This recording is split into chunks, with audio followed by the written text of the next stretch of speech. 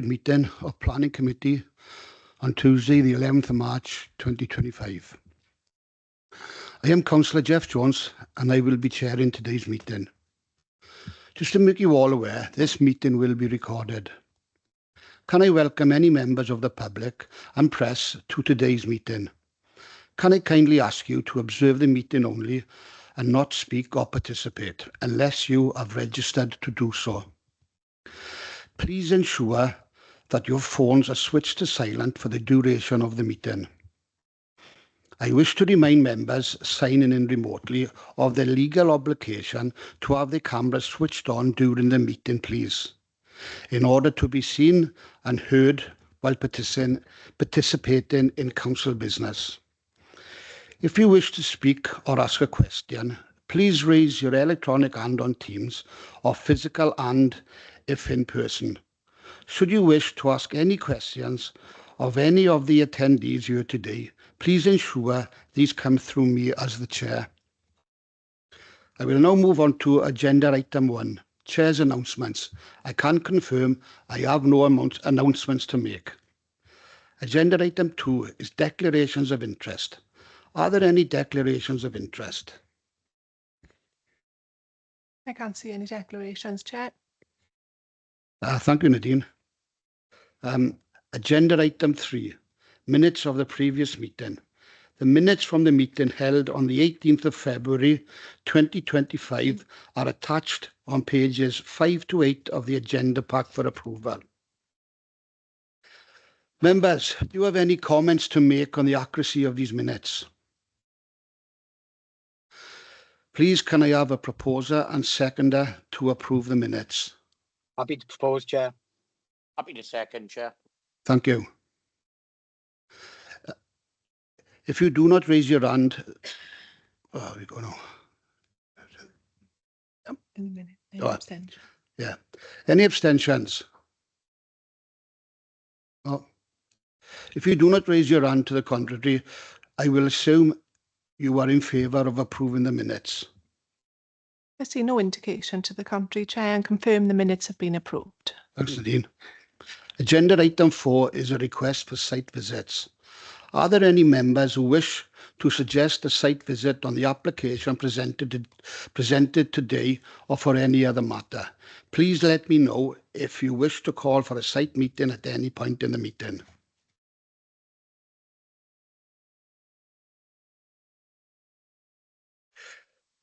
Thank you. Now we move on to matters for decision. Application number P2024/0301 from Kaiwern House, Duravelin Road, Kaiwern. The report is set out on pages 9 to 50 of the agenda pack, and this application is recommended for approval.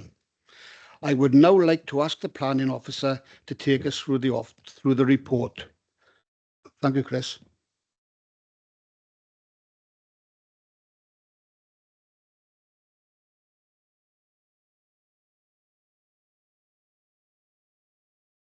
Thank you, Chair.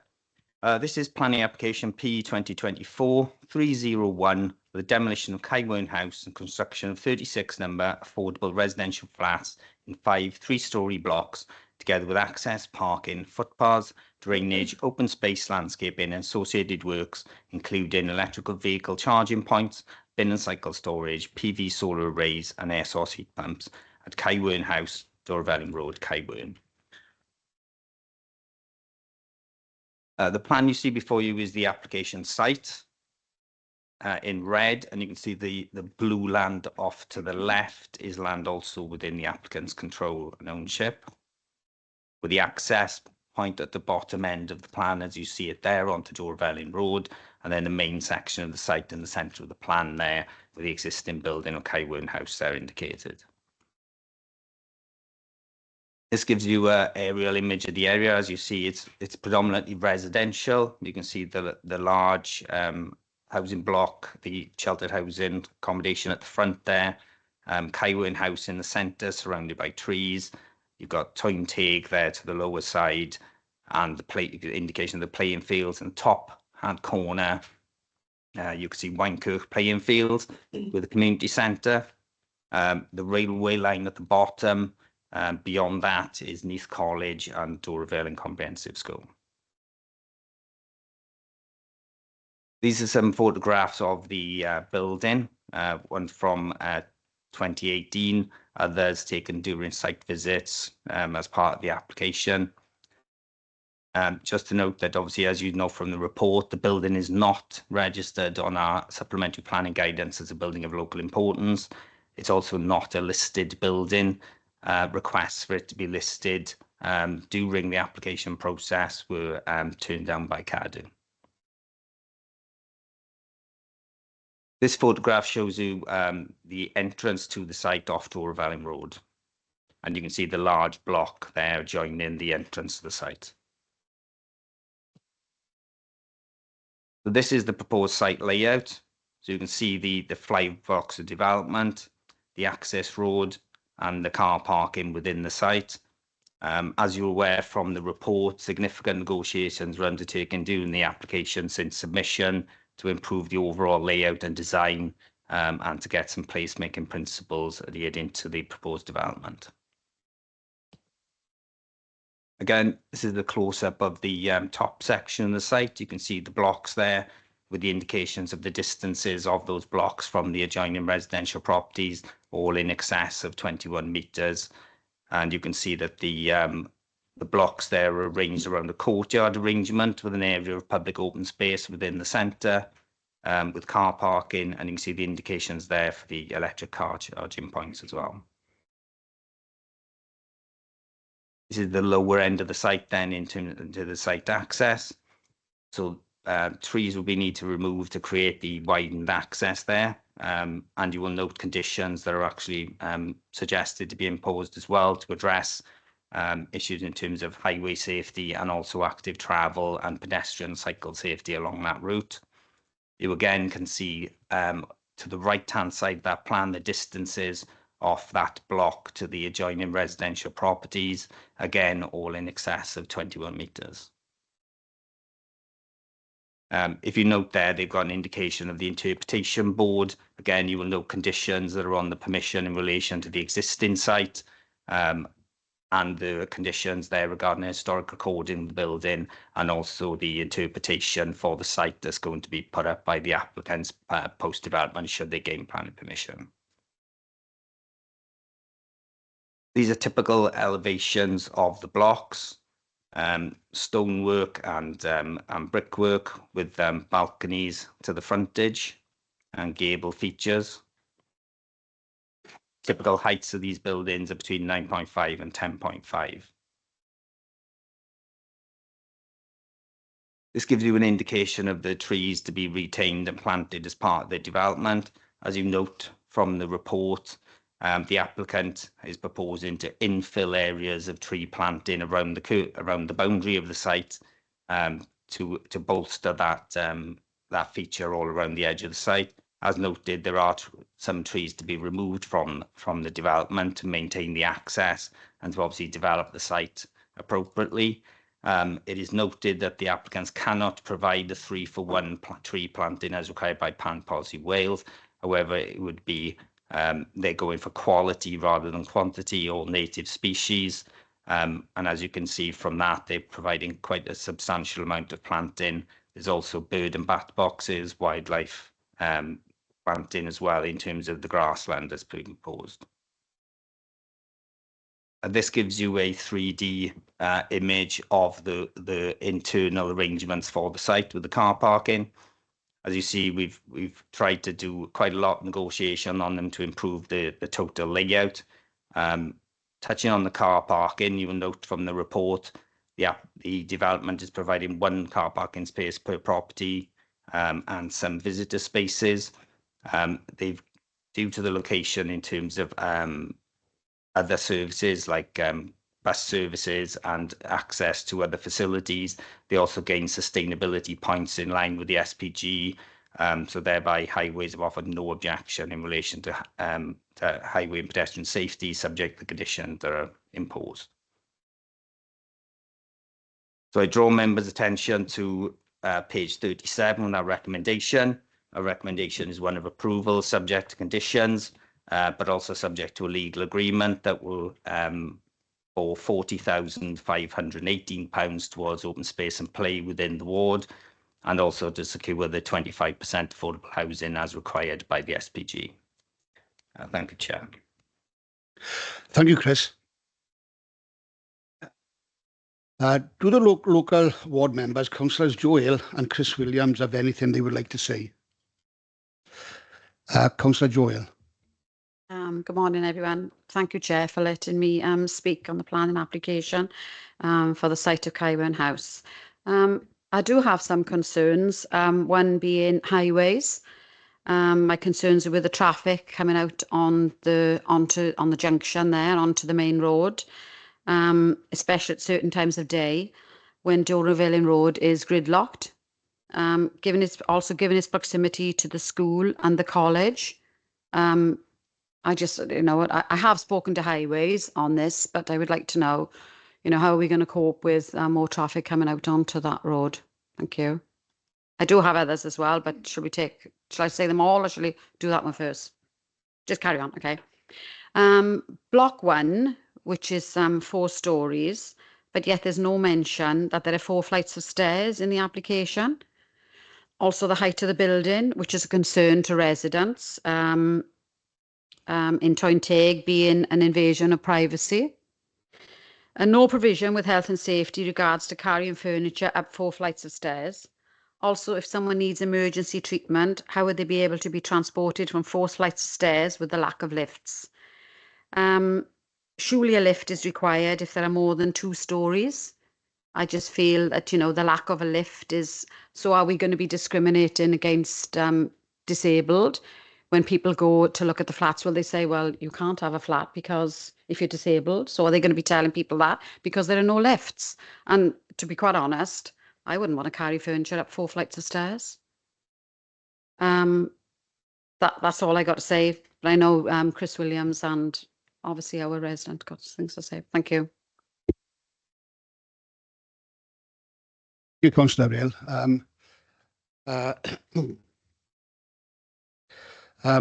Councillor Chris Williams, have you got anything to say, please? Yeah. Good morning, Chair. As once again, thank you for the opportunity to be given the chance to speak today. Good morning, Borough Da. As the local county borough councillor for Brinkhoff South Ward, I would like to mention the following areas I have concerns about with the proposed development for Kaiwen House. In relation to the entrance to Kaiwen House, how will emergency vehicles, e.g. a fire engine, access the property due to the width of the road if a vehicle is parked on one side of it? Also, in the construction / demolition of the site, how will vehicles be policed during the allocated set times in order to control the amount of vehicles accessing the location? In addition, in relation to the lifts of the property, there are no lifts at the property. How will people with mobility issues, disabled needs, be able to access flats above the ground floor? Furthermore, reference has been made to the cutting down of trees at this location. The 3-for-1 PPW on the site equates to a total of 70 replacement trees. As a result, biodiversity have refused to consent on this application. In relation to the main water supply, is there adequate capacity in the sewerage system to manage an extra 36 flats, as there is currently a constant pump system under Kaiwen Park? There is also proposal for 43 parking spaces, 36 residents, 7 for visitors. What happens if residents have 2 cars or delivery vehicles, contractors, taxis, non-emergency vehicles require parking at this location? How will this be managed? That concludes my questions for today. Once again, thank you again for giving the opportunity to speak. Diolch yn fawr. Thank you very much.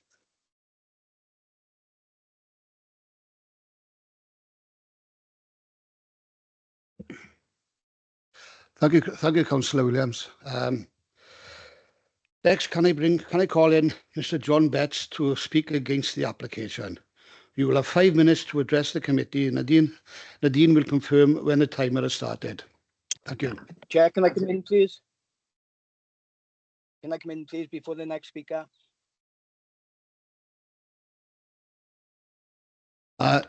Sorry, Tim. Can you keep your questions for later, please? No, it's not a question, Chair. I'd like to, after the ward members speaking and all my concerns yesterday, I'd like to request a site visit.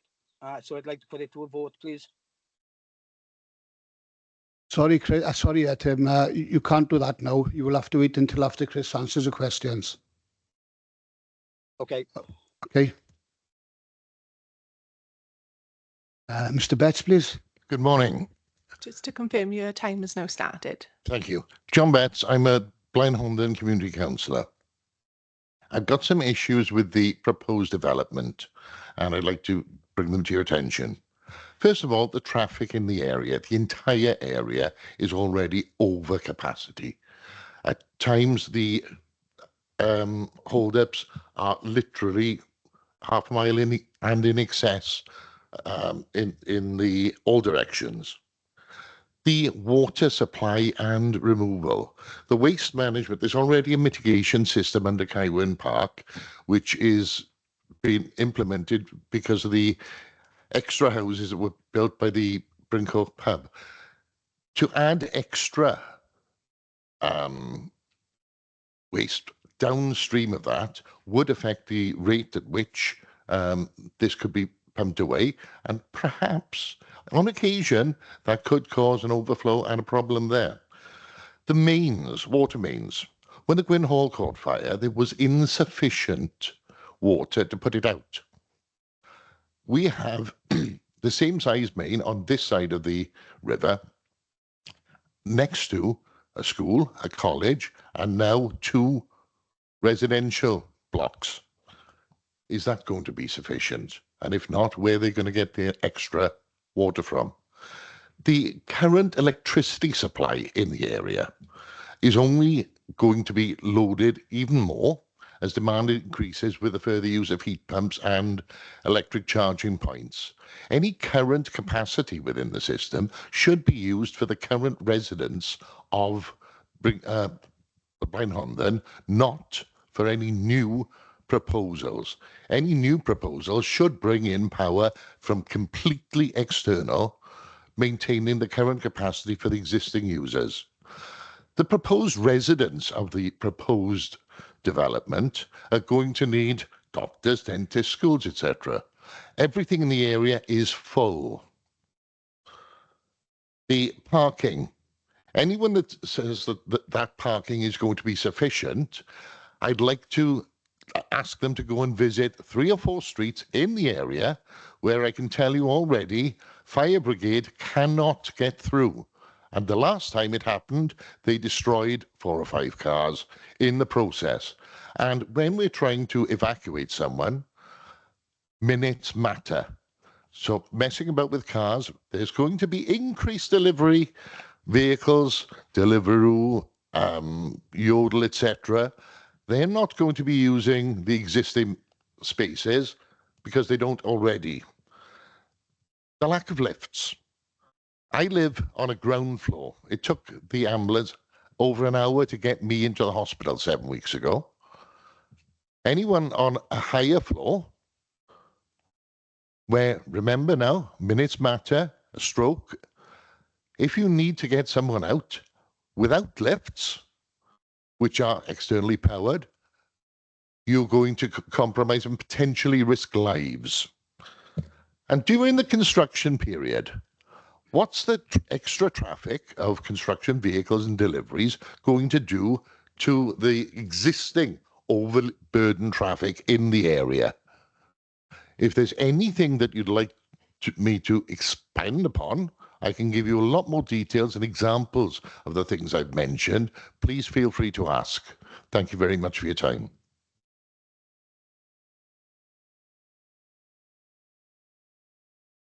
Thank you. Thanks very much. Next, can I call on John Wilkes to speak in support of the application on behalf of the applicant, Pobl, formerly Link Cymru. You will have 5 minutes to address the committee. Nadine will confirm when the timer has started. Just to confirm, your time has started now. Thank you. Bore da. Good morning, Chair and members. My name is John Wilkinson. I'm a Director at Amity Planning, representing Link Housing Association, now Pobble. Thank you for the opportunity to speak today. According to the opening words of the Senev's Local Government and Housing Committee's report on social housing supply, which was published November last year, we are in the midst of a housing crisis. The report identified Welsh Government was not even halfway towards it delivering 20,000 social rented homes in Wales between 2021 and 2026. It further identified that unprecedented numbers of people in Wales are living in temporary accommodation without a stable place to call home. This includes 13,539 households assessed as homeless, 11,384 people, including 2,936 children in temporary accommodation, 139,000 people on the social housing waiting list. For context, that's the equivalent of nearly the entire population of Neath Talbot. At a local level, Neath Talbot is faced with unprecedented demands from households that are either facing or already homeless and staying in temporary accommodation, and demands are easily outpacing supply. Again, these are not my words, but rather words of this council in your evidence to the Senev's committee. In this context, the application before you proposes 36 social rented apartments, on a self-contained brownfield site in a sustainable location within the settlement boundary of Neath. The site is not subject to any ecological, heritage or other designations, and we have worked hard to ensure the scheme is presented with the support of key technical consultees, as well as your officers. It is precisely developments such as this one that are required in order to make inroads into the aforementioned statistics and start addressing the housing crisis. Notwithstanding this, it is recognised there remain concerns amongst the local community as detailed in the officer's report. I will try and address some of the most consistently raised concerns in an effort to reassure the community and councillors alike. The loss of the existing Kaiwen House property has been raised as a concern, although in most recent engagement events this has been balanced against concern around increasing instances of antisocial behaviour at the derelict property. Whilst the building has no heritage status and is in a significant state of dereliction, Link and the wider team have had careful regard to its importance to the community when considering their options for the site's development. This included exploring the viability of potential reinstatement and conversion of the building into apartments and the potential for facade retention early on in the development process. Unfortunately, given the extensive state of dereliction of a property and its location within the site, none of these options were close to being viable, and that has been evidenced in the application submission. Notwithstanding this, in recognition of the building's prominence within the community, Link have applied for and secured £164,000 of funding from the National Lottery Heritage Fund as part of a What Once Stood project. This funding will pay for local community events, school trips, research and arts installations to commemorate Kaiwen House, as well as the former Dyffryn Lower School in Talbot. Some residents have suggested there is no need for social rented apartments in the area, and the need is instead for over 10 years.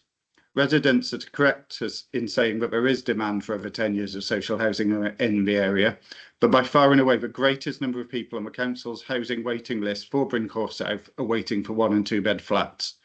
This scheme has been specifically developed to meet this need in conjunction with the council's housing officer. Other residents have raised concern, and they've been expanded on today as well, about the scale and density of a proposed development. Both national and local policy, however, support higher density development in sustainable locations such as this one, provided there are no consequential adverse impacts. All of the proposed amenity impacts have been subject to detailed consideration as part of the planning process, and the scheme has been carefully evolved in conjunction with your planning and highways officers to ensure it is acceptable in all these regards. The application is supported by a transport statement which advises that traffic generation would be relatively modest and could be comfortably accommodated within the highway network, as is confirmed by your highways department. In summary, the application will deliver 36 social rented apartments on a self-contained brownfield site in a sustainable location. All technical matters have been addressed to the satisfaction of consultees and officers. There's Welsh Government grant funding already in place for a scheme which is reliant on securing approval from committee this month. I would therefore urge members to vote on this application today and play a crucial role in addressing the housing crisis. Diolch. Thank you. Oh, thank you, John. Calling Chris Davis to answer some questions. Thank you, Chair. Just some points in relation to the questions raised by the local members. In relation to highways and parking, obviously you see set out in the report, highways offer no objection subject to parking. I'll bring in Justin after I finish talking just to give you a bit more detail on that. As stated by the applicant, they have submitted a transport statement in relation to the capacity of the wider area. I mean, you can see from that aerial photo the number of residential properties that are served off Doravellion Road, you know, in relation to the percentage increase to 36, you know, predominantly one-bed units in that area. The increase in traffic will be insignificant compared to the existing issues. Works would be undertaken to the junction to improve that, and obviously the access road to ensure that two-way traffic. But I'll bring in Justin later to talk through a bit more the detail on that. In relation to matters of stairs and lifts and health and safety, obviously planning is just one part of the process, and building control consider the details of health and safety, fire escape, etc. There is no requirement for them to provide lifts. Lifts is something that they can provide should they wish to, but it's not an essential requirement for buildings of this scale. Touching on matters of amenity, as you can see from the application, it's been significantly changed since it was originally submitted. It complies with all the requirements in terms of overlooking distances, overbearing and overlooking has been assessed as part of that application. As you note from the landscape, an additional planting will also be provided to provide screening to the wider site. And you will note from the conditions in the report that there is a specific condition in relation to block 1, and changes of design have been undertaken on that to ensure that there are no, predominantly no overlooking from the rear windows of that property onto adjoining properties, due to the fact that they will have obscure windows and a redesign of the balconies and the layout of that block. Touching on matters of water supply and other supplies of services, Welsh Water were consulted and offered no objection. Obviously, any works that we required to provide water supply or electricity are matters between the developer and the statutory undertakers, which have permitted development rights for quite a lot of work anyway. So obviously they have to apply for connections, and if there are any upgrade works required as part of that, they're dealt with privately between the developer and those statutory undertakers. I think the other matters that were raised in terms of construction, during construction, clearly we will have a construction management plan, which is part of a condition of this permission should it be granted. We always take account of developments that are in close location to schools, and in this case the property is not too far away from an area where there is a school and college. Normally then we would try and ensure that delivery times for larger vehicles would be outside of school opening and closing hours, and that's normally a standard thing that highways would look at as part of that construction management plan. In relation to ecology, obviously there are responses from both our biodiversity section and our tree officer within there. It is for planning to obviously consider all of the responses that are being provided to ensure that we balance all of these as part of that consideration. So as well as considering the amount of car parking space, the amount of development as touched upon by the planning agent, where we have policies that require higher density development within more sustainable areas, we have to balance the provision of biodiversity on the site also. So the applicant has provided quite a robust landscaping scheme that is replacing trees on the site with native species and also wildlife friendly species, and other than man-made things like bat boxes and bird boxes. So whilst obviously we've had views from biodiversity and the tree officer, we consider in the round that the development provides as much as it possibly can on the sites to mitigate for those impacts, and that's why we're therefore recommending approval subject to the conditions as we've set out. Thank you, Chair. Justin. Justin, do you wanna come in and just touch on the highway stuff briefly? I do. Thank you, Chris, and thank you, Chair, and good morning, everyone. And thank you, Councillor Hale and Councillor Williams, for your comments. A couple of things I want to touch upon, really. Chris has covered most of the stuff in relation to the construction method statement, which we've conditioned. And just a little bit in additional information to what Chris has mentioned with regards to timings, etc. There will be sites set up within the site itself as well, which on welfare facilities and deliveries and lay down of materials, etc., would also be part of that submission for us to review and to approve as well, subject to works commencing on site. Excuse me. In relation to traffic and the amount of traffic to and from and along the county roads at the moment and how much this will generate, if you look at the technical advice note 18, which Welsh Government has put forward as guidance for developers in its entirety, you're looking at a development of over 100 houses where a transport impact assessment is usually required. And as you can see by this development has only got 36, I think it is, dwellings, but yet the applicant has still put forward a transport assessment or transport statement rather, which is slightly more diluted. Basically, what I'm trying to say is, we don't really even normally require a transport impact assessment until the trigger point is more than 100 houses or more.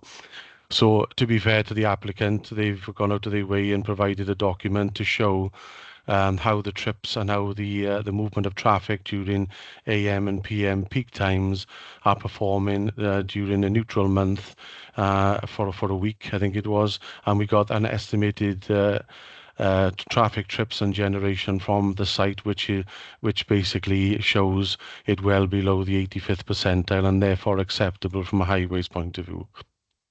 So on that basis as well, we will be looking at putting together the scheme for the entrance of the site, where the junction would be subject to a road safety audit and all 4 stages of that road safety audit. So they would look at the inception of the design, the actual design itself, then once the design has been agreed, and then it will be monitored then, I think it's when it's completed, so it's when it's in operation, and a 12-month after that to see how it has performed, and if there are any issues which the independent road safety auditor may raise, they can also be looked at that time. So it's all covered in terms of the access, the junction going into the development. In relation to the access itself, for emergency vehicles, I think that was one of the questions. The width of the access track itself would be increased to 5.5 meters, which is your standard estate road width, whereby you could park a car and an emergency vehicle can pass that vehicle without any compromise, basically. We don't envisage cars parking along the straight road leading up to the development, and you'll note also that it's, well, I think it's over 80 meters long, so it does require, as part of our design guide, some sort of measures in place to slow down the traffic. That's why you have pinch points in the design. And on that basis, then, it will slow the traffic down and prevent also vehicles, hopefully, from parking on the main stretch as you lead to the development. With regards to parking within the site, again, we've referred to the SPG standards, which has been adopted, parking standards rather, and the assessment has been done by the applicant, whereby they've taken into account its location. But in addition to that, we also, as a local authority, try to encourage other modes of transport for active travel. And I think recently, over the last maybe 2 to 3 years, there's been an increase in footpaths along Duravelin Road as well, which is encouraging other modes of transport, whether walking, cycling. So this is what we try to do as a local authority and encourage that by putting these sustainability points, within the parking standards. So on that basis, overall, I think I've covered everything. We look favourable upon it from a highway development control point of view. Thank you, Chair. Thank you, Justin. Chris would like to come back in.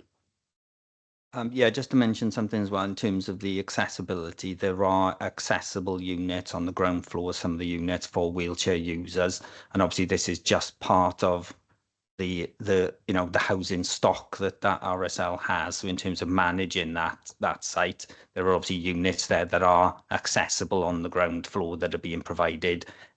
Taking note that the other ones obviously would require stairs, but it's part of a stock that they have in Neath, Talbot and the area as a whole that would cover for all types of people and all types of accommodation that they're looking to provide. Thank you, Chair. Thank you, Chris. I will now take questions from members of the committee. Members, do you have any questions to ask the officers? I can see Carl Jordan. Is he? Carl? Yeah. Carl Jordan? Morning all. Thank you, Chair.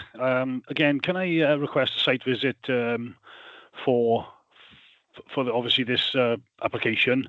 It's really my sort of concerns are we're going to construct a junction opposite an housing estate of Eagle and Derwent, so it's going to be directly opposite a very busy junction, throughout the day.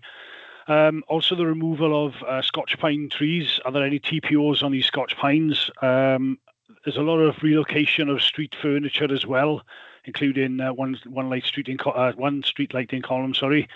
Also, demolition traffic will have to turn right, and then obviously make a route out through Kaiwan Estate, which is sort of really, really tight. We've got buses running through there. You'll have school buses in and out, and also heavy vehicles that are taking construction materials in and out, obviously because of the low bridge on the left hand and the Neath side of it.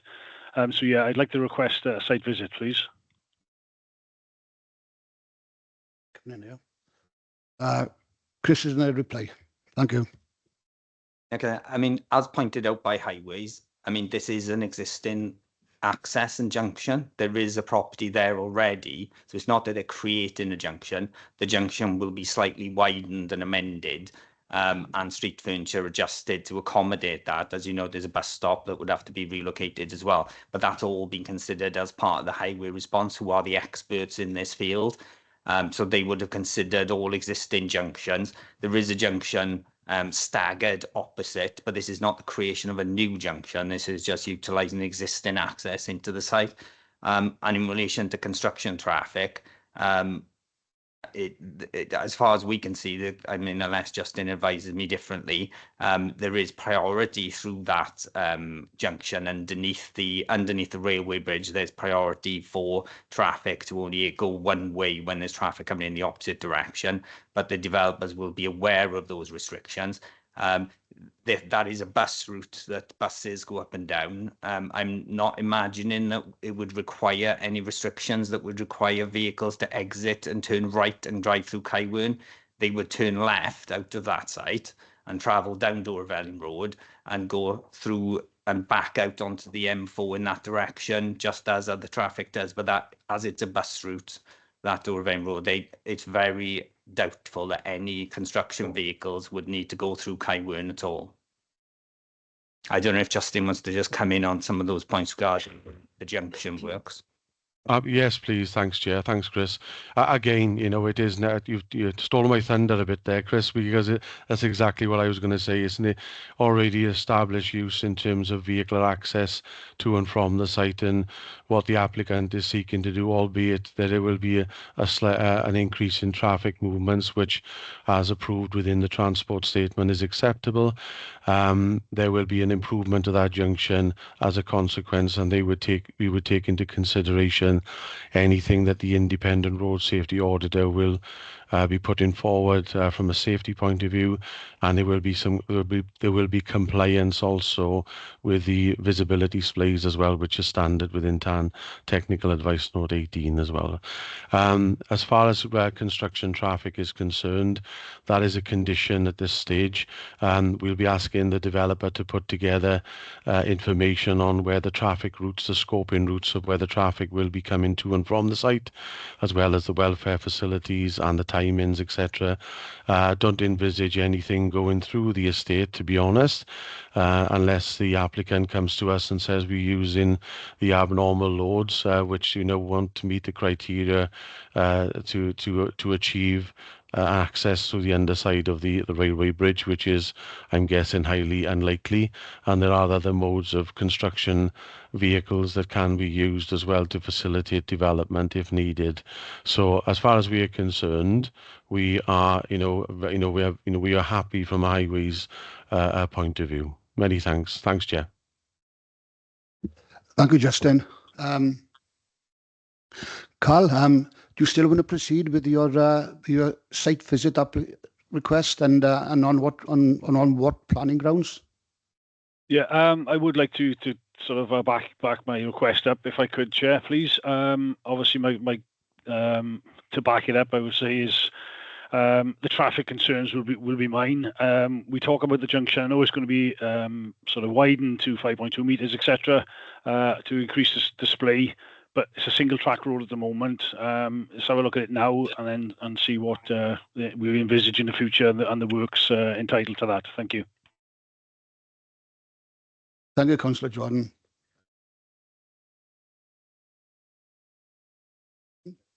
Oh yeah, Councillor Jordan, do you have a seconder? I don't know whether you want to put it to the floor, Chair. I'm happy to propose I'm happy it. to second, Chair. I'm happy to second. Okay, thank you.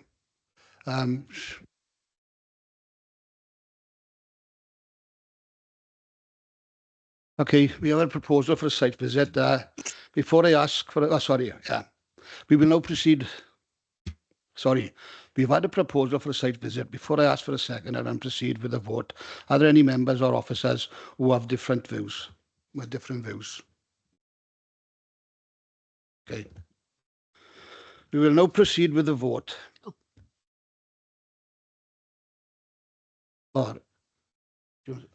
Sorry, apologies. Can I? Thank you very much, Chair. You just asked for anybody who may think differently. As it is a single track road at the moment, I fail to see what we will gain because we will be going to see a single track road. We won't be going to see a widened road. So I would be heavily reliant on the expert advice of the highways officers.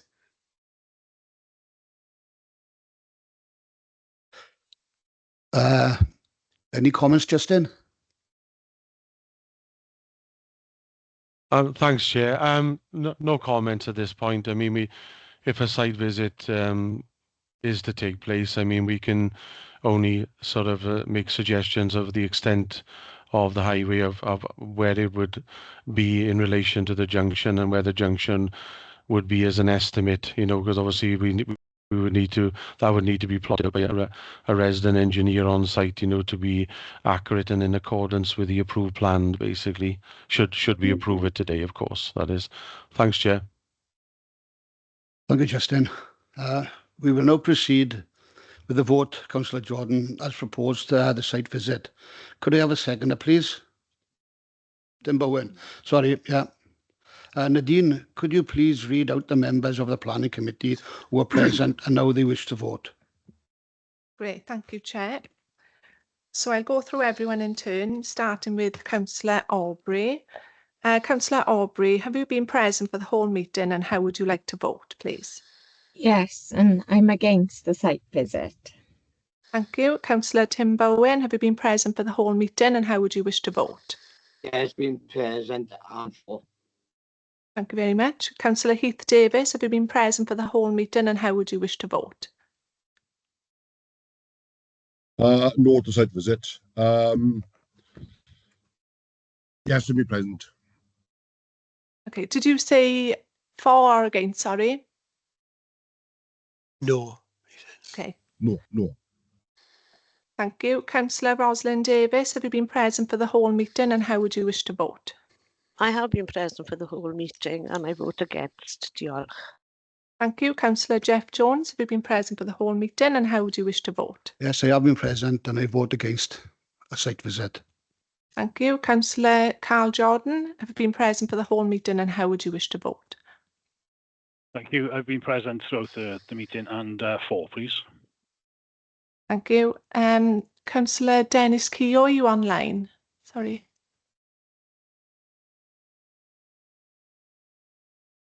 I'll go to Councillor Ridian Mason. Have you been present for the whole meeting and how would you wish to vote?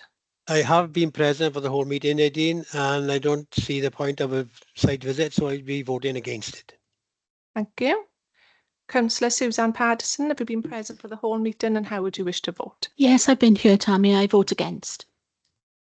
Councillor Phil Rogers, have you been present for the whole meeting and how would you wish to vote? Nadine, I have been present for the whole meeting and I vote for. Thank you. Councillor Sarah Thomas, have you been present for the whole meeting and how would you wish to vote? I have been present for the whole meeting and I'm against a site visit. Thank you. Is there any voting member that I have missed off? No, I don't know if he's online, is he? Sorry, we're just checking now, 2 seconds. Just to confirm, Chair, Councillor Keogh has had issues. I believe he's dropping in and out of the meeting. He's not online at the moment, so we will not take his vote for this item. Thank you.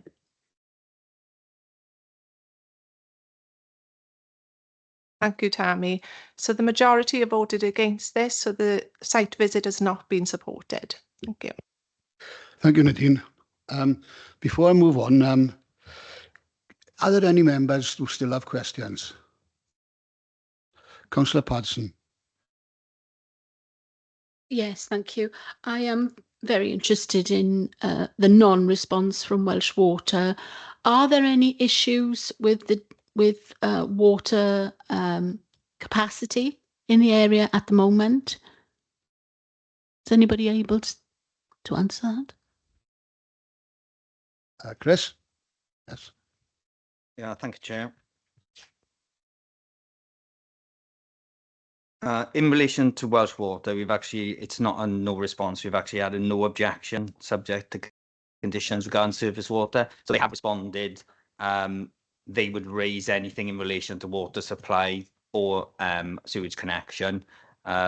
I believe their response is silent on water supply, but they would raise an issue and they were consulted and came back with no objection subject to standard conditions about maintaining integrity of the sewerage system. My apologies. I thought I read that they hadn't replied, but they have replied because they put a condition in as well, haven't they, about the runoff water? Yeah. Is that covered on the conditions? Yeah. Yeah, lovely. And obviously the development, because of its scale, would require a SARB's consent as part of that. So there'd be a sustainable drainage scheme as part of it, which is separate legislation. Thank you, Councillor Paterson. Councillor Aubrey. Thank you. I just wanted to know if the applicant would consider installing a lift, because it is suggested by building regulations, but it's not a must. But surely wouldn't it be good practice and good design to install it to improve access for the people using the flats? Thank you. Chris? It's obviously the representative of the applicant is here today and heard what members have said. As part of the application process, in terms of prior to even coming to us, they obviously applied to housing strategy for money towards a scheme through SSG funding or other funding. Welsh Government require them to meet certain standards in terms of their accommodation. So in terms of what they have to provide on site, in terms of the space standards, are all set to ensure that they don't get the funding unless they meet those standards. Obviously, if the applicant, after hearing it today, considers that maybe one or even more of the blocks would benefit from lifts through the design process, then they may have to come back to us in planning to amend those blocks specifically. But there is nothing in our discussions with building control, there is nothing that would prevent them from getting building regulations approval for the scheme that's put forward. It would be fully compliant, subject to the communal areas and the means of escape being suitable size to accommodate the number of people within those units. Thank you. Thank you. That's okay, Councillor Aubrey, yes? Right? Yeah, that's fine. Thank you. Thomas is next, isn't it? Councillor Rosalind Davis. Yes, regarding the widening of the access road to 5.5 metres, I understand that the access road itself is privately owned. So are the developers confident that they will be able to do this? Diolch. Chris? as you can see from the application site red line, the application site is within the applicant's ownership and control. There is a small section of land that's actually owned by the local authority, which they've served notice on. But as you may be aware, a couple of housing associations have joined together recently, and that's why that land adjacent to the property is edged in blue, which is why we've got that active travel link also identified on the plans. But I'm not aware of any third party who has interest that isn't aware of the application. So in terms of delivering that, it's for the client to ensure that they own sufficient land and can deliver the application in accordance with the details as submitted here today. Thank you, Chair. Thank you. There we are. Are there any more questions?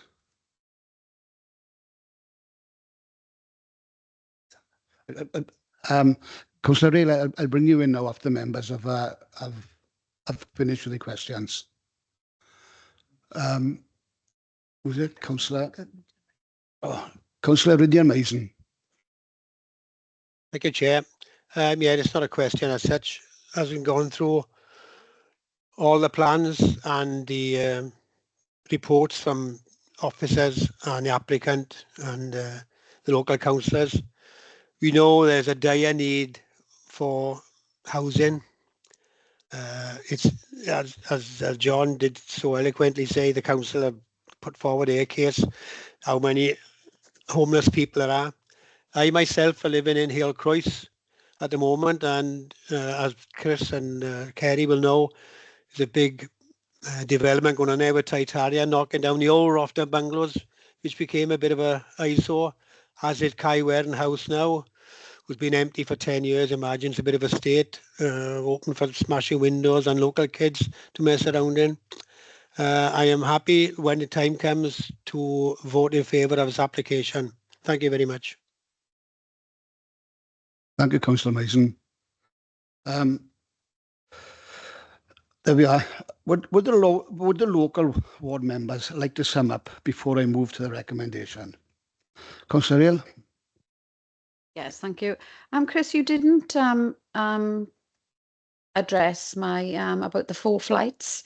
There's nothing in the planning application that says there are 4 flights of stairs in block 1, yeah? Yeah, I think you just reiterate the comments that we've said previously about it's a matter for building control regarding accessibility. The point has been raised regarding lifts and accessibility for the site, and the applicant can take that information away should they wish to consider it. But what we're considering is the application before us, and in terms of planning and planning legislation only, it is completely acceptable, and there's no justification for us to refuse it on the grounds that it does not have lifts or the number of stairs that it has, I'm afraid. Okay, can I just ask about the trees as well? I spoke to Hayley a while ago from Link, and she said it'd be possible to put some more mature trees, especially where, you know, there's visibility to properties behind. And as regards to it's not able to put the 70 trees because there's not enough room, couldn't we put them somewhere else? We could put them in our meadow across the way.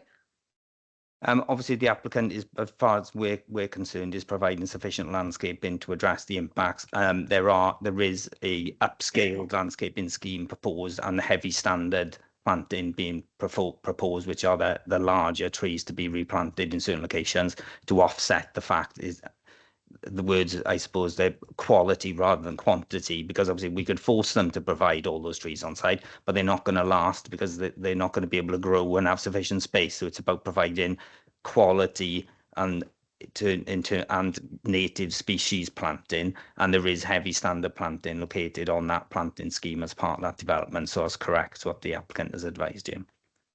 Can I just say something else? I would like to thank Claire Hall for all her hard work and commitment towards the planning application in communicating effectively with the residents and reassuring them on the process.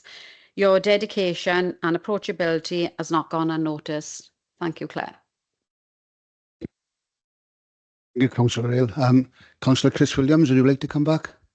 Yes, thank you, Chair. I got no further questions to add, but also I would like to concur with Councillor Hale on the professional abilities of Claire Howell and the team who have been involved with this application. Thank you once again for your dedication. Thank you.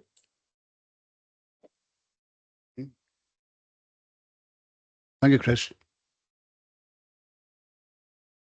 Now moving on to the recommendation, which is on page 37 onwards of the report. And again, this application is recommended for approval. Could I have a proposer and seconder to consider the recommendation? Thank you, Councillor Patson. Seconder, please. Thank you, Councillor Mason. Nadine, could you please ask each member if they have been present for the whole of this item and how they wish to vote? And could you then confirm the decision, please? Great, thank you, Chair. So again, I'll go through each member in turn and start with Councillor Aubrey. Have you been present for the whole meeting and how would you wish to vote, please? Yes, and I support the recommendation. Thank you. Councillor Tim Bowen, have you been present for the whole meeting and how would you wish to vote? Yes, and due to some concerns, major concerns I had in yesterday's pre-briefing, I'd be voting against the application. Okay, thank you. Councillor Heath Davis, have you been present for the whole meeting and how would you wish to vote? Yes and yes. In favour, yeah. Yes. Councillor Rosalind Davis, have you been present for the whole meeting and how would you wish to vote, please? I have been present for the whole meeting and I vote in favour. Diolch. Thank you. Councillor Jeff Jones, have you been present for the whole meeting and how would you wish to vote? Yes, I have been present and I vote for the application. Thank you. Councillor Carl Jordan, have you been present for the whole meeting and how would you wish to vote? I've been present for the meeting and I wish to abstain, please. Okay, Councillor Ridian Mason, have you been present for the whole meeting and how would you wish to vote? I have been present for the whole meeting, Nadine, and I am supporting the application. Thank you. Councillor Susan Patterson, have you been present for the whole meeting and how would you like to vote? Yes, I have been present throughout and I vote for the application. Thank you. Councillor Phil Rogers, have you been present for the whole meeting and how would you like to vote? I have been present for the whole meeting and listening to all the responses. I'm now in favour of the recommendation. Thank you. Thank you. And Councillor Sarah Thomas, have you been present for the whole meeting and how would you like to vote? I have been present for the whole meeting and I support the recommendation. Thank you very much. The majority of you have voted for that, so the application has been approved. Thank you. Thank you, Nadine. Now we move on to section B of the agenda, which is matters for information. Agenda items 6, 7 and 8 detail the appeals determined, appeals received and delegated decisions from the time frame indicated in the circulated report. As Chair, I can confirm that we note the information contained within this report. Agenda item 8 is urgent items. I can confirm we have no urgent items today. There are no further items, so that ends the business for today. Thank you all very much for attending. Thanks all. Diolch pawb.